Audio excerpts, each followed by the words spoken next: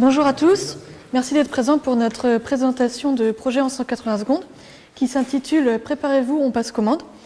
Ce projet a été réalisé en collaboration avec Emma tout au long de cette année. J'imagine que vous êtes tous déjà allés au restaurant et que lorsque vous étiez prêts à passer commande, vous avez appelé un serveur qui est venu avec son calepin et son crayon pour prendre votre commande. Mais imaginez que ce serveur vienne sans rien.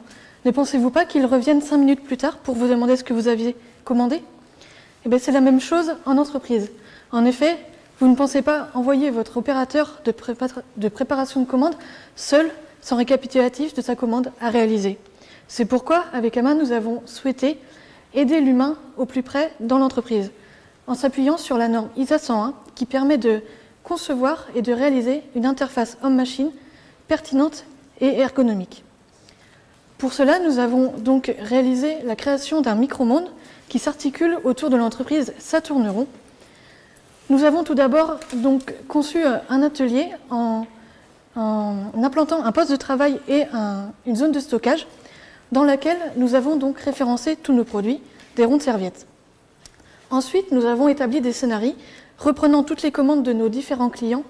Donc nous avions 3 clients. Et à la fin, nous avons donc créé l'interface homme-machine. Cette interface regroupe toutes les commandes de nos clients et aussi propose des types de tri de ces commandes afin que l'opérateur puisse réaliser au mieux sa préparation de commande. Ensuite, pour tester la cohérence et la pertinence de notre implantation et de notre micro-monde, nous avons réalisé des expérimentations au sein de l'NCBS. Pour cela, nous avons donc établi plusieurs phases.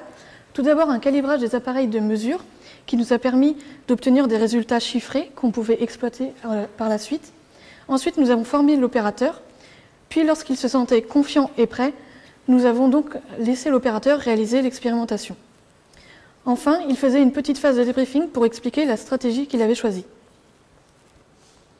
Concernant les résultats, ils se sont basés sur un panel de 7 personnes. Donc nous avons observé plusieurs tendances, surtout la tendance de rechercher le moindre effort. En effet, chacun des sujets recherchait à faire le moins de déplacements et à apporter le moins de produits lors de ces déplacements. Le constat est qu'il y a eu seulement 2 erreurs de quantité parmi notre panel et qu'il parcourait entre 100 mètres et 200 mètres. Dans le futur, nous souhaiterions réaliser d'autres expérimentations, mais avec un panel beaucoup plus large pour obtenir plus de résultats exploitables. Merci de votre attention.